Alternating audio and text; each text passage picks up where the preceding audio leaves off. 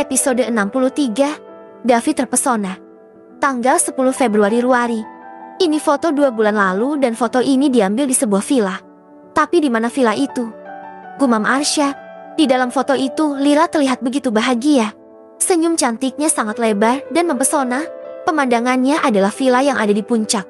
Tunggu dulu. Kenapa Arsya tidak asing dengan bentuk villa itu? Tempatnya memang asing. Tetapi bentuk villa itu dia pernah lihat. Tapi di mana? Arsya terburu-buru membuka kolom pencarian di ponselnya. Dia mengetikkan sebuah tempat yang dulu pernah sangat ingin dikunjungi oleh istrinya, Villa Cendrawasih. Muncullah beberapa foto dari pencarian Arsya dan salah satunya di sudut tempat yang sama persis ada di foto Lira, sebuah view pegunungan dan sepertinya foto itu diambil di balkon. Lalu pertanyaannya, Lira pergi ke sana dengan siapa? Kenapa Arsya tidak tahu? Biasanya istrinya itu selalu memberitahu jika mau pergi kemanapun. Tetapi kenapa waktu pergi ke villa itu Lira tidak meminta izin? Arsya bertanya-tanya. Sebenarnya ada apa dengan istrinya? Sikapnya yang berubah dan tidak memperdulikannya lagi tentu membuat Arsya semakin curiga. Apakah Lira memiliki pria idaman lain? Alias selingkuhan? Clara mendapatkan pesan dari Leo dan mengatakan jika Arka saat ini izin tidak mengajar karena sedang sakit. Tentu saja hal itu membuat Clara terkejut. Pasalnya kemarin pria itu masih baik-baik saja. Aku harus jenguk dia, gumam Clara. Wanita itu masuk ke dalam mobilnya dan langsung meluncur ke apartemen Arka. Setelah beberapa menit, dia pun sampai dan langsung masuk ke dalam lift. Clara membawa buah yang tadi dia beli di jalan. Setelah sampai di depan pintu apartemen Arka, wanita itu membunyikan bel. Selang beberapa detik pintu pun terbuka. Terlihat wajah Leo yang menyambutnya dengan tatapan lega. Pak Leo, bagaimana keadaan Pak Arka? Sebenarnya apa yang terjadi? Saya sendiri belum tahu, Nona. Karena Pak Arka belum menceritakan kenapa dia bisa seperti ini. Tadi, Leo sempat menceritakan jika kondisi Arka bukan sakit karena meriang. Tetapi dia sakit karena seperti habis dipukul oleh seseorang. Kepalanya dijahit beberapa jahitan karena mengalami sobekannya lumayan dalam. Saya akan melihat kondisinya. Pak, Clara langsung masuk ke dalam kamar Arka. Wanita itu membuka pintunya perlahan dan melihat Arka tengah duduk bersandar sambil membaca laptop. Sayang, kamu kenapa? Arka mendongak dan tersenyum melihat Clara datang. Sini, Clara langsung datang dan memeluk Arka. Pria itu menyandarkan kepalanya di perut Clara. Semalam ada yang udah bikin aku kayak orang gila. Kayak orang gila. Maksudnya apa? Arka mengurai pelukan mereka dan menatap wajah Clara yang siang ini terlihat sangat cantik.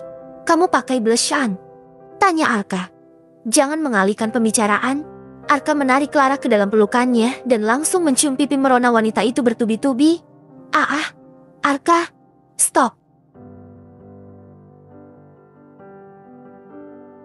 Kamu cantik banget.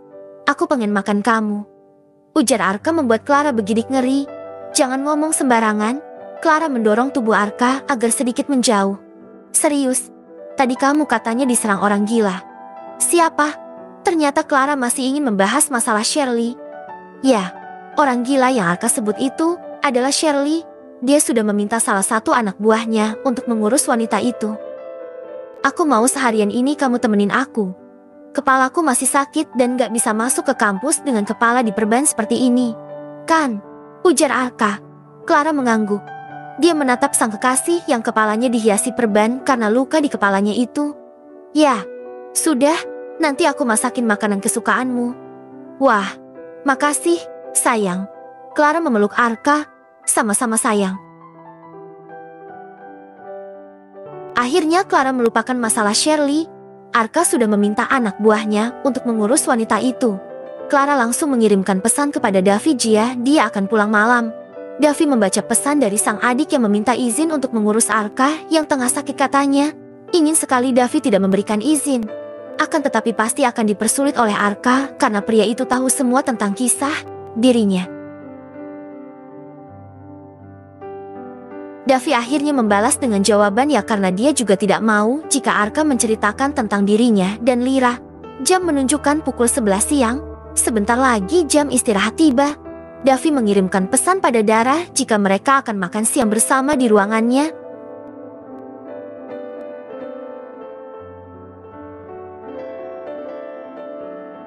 Sebuah ketukan pintu terdengar. Masuk, Lira masuk ke dalam membawa beberapa map dokumen penting yang harus diperiksa oleh Davi.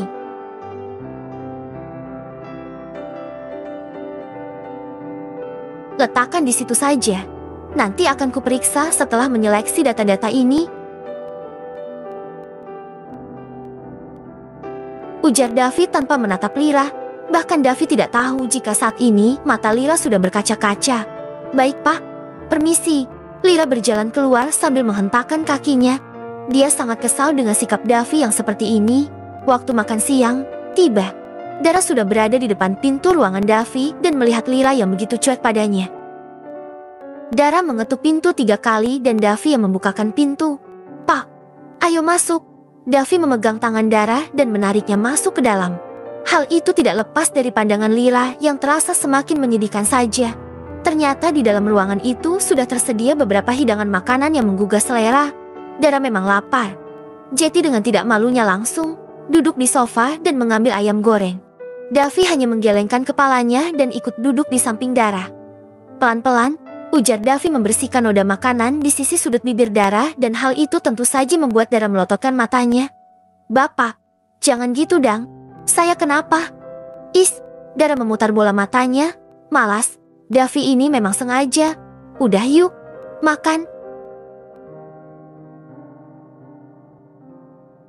Keduanya makan dengan lahap. Davi tersenyum menatap cara makan Dara yang tidak ada gengsi-gengsinya sama sekali. Tidak anggun dan tergesa-gesa. Maaf, Pak, maklum anak kuli, makannya kayak gini. Bapak jangan kaget ya. Iya, keduanya larut dalam pembicaraan yang random. Dara juga meminta Davi tidak terlalu sering memperlihatkan kemesraannya di hadapan banyak orang, selain risih. Wanita itu juga merasa akting Davi terlalu berlebihan. Bapak jangan modus. Ya, pokoknya nggak ada skinship lagi di depan umum. Jetty kalau nggak di tempat umum kamu mau? Tanya Davi. Dara tersedak mendengar ucapan pria itu. Enggak boleh. Bukankah di perjanjian sudah tertulis dengan jelas? Kalau tidak akan ada hubungan intim di antara kita. Hubungan intim itu juga meliputi pegang tangan, pelukan, rangkulan, dan ciuman. Davi masih melahap makanannya tanpa terganggu dengan ocehan Dara. Bapak juga nggak perlu memanasi Bu Lira ya. Kalau niat Bapak seperti itu, pegang-pegang tangan saya, rangkul-rangkul saya di depan Bu Lira. Berarti Bapak masih cinta sama Bu Lira? Pak Davi belum move on dari sang kakak ipar. Kali ini Davi memandang Dara yang sejak tadi ngoceh sepanjang jalur rel kereta api. Hanya gara-gara tangan Davi yang nakal tadi pada pegang-pegang pinggang Dara di depan umum. Membuat wanita itu mencak-mencak tidak terima. Siapa bilang aku belum move on? Aku sudah tidak cinta lagi sama dia. Jawab Davi membuat Dara mencebik. Mana mungkin bisa semudah itu hilang cintanya. Tapi mudah-mudahan saja memang apa yang Pak Davi katakan benar. Aku kasihan sama Pak Arsya kalau sampai calon suami kontrakku ini merusak rumah tangganya. Bagus kalau gitu, ujar Dara menyendok makan malam terakhirnya. Siang ini memang Davi sengaja mengajak Dara untuk makan siang bersama. Selain untuk menghindari Lira, dia juga ingin makan bareng Dara. Entah kenapa hidup Davi sekarang lebih berwarna ketika bersama dengan wanita barbar seperti Dara ini. Cerewet dan selalu mengurangi apa yang ada di dalam otaknya. Wanita yang tidak pernah jaim di depannya. Wanita yang berani terang-terangan mengatainya dan wanita yang tidak tertarik padanya. Kamu nggak suka sama aku? Tanya Davi menatap Dara. Wanita itu meletakkan gelasnya yang sudah tandas tidak bersisa. Memangnya kenapa saya harus suka sama Bapak? Ya, karena aku tampan, mapan, dan kaya. Jawab Davi. Dara hampir tersedak mendengar ucapan pria itu. Ya, memang benar Bapak tampan, mapan, kaya, dan pewaris Sebastian Group.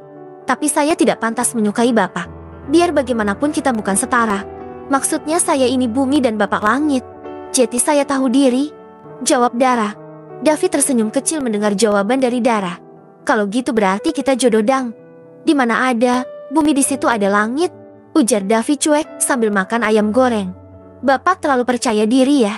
Kita tuh bukan jodoh karena pernikahan kita hanya kontrak. Berarti kalau bukan kontrak, kita ini jodoh. Terserah deh, serah Bapak aja. Saya mah nurut. Jawab Dara mencak-mencak. Davi tertawa kecil melihat reaksi Dara.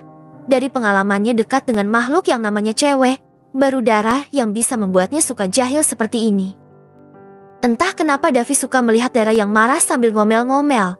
Bukannya terlihat garang ataupun menakutkan. Tetapi bagi Davi, Dara malah terlihat menggemaskan. Entahlah, Davi ingin mengakui jika dia terpesona oleh apa yang dilakukan Dara. Bersambung.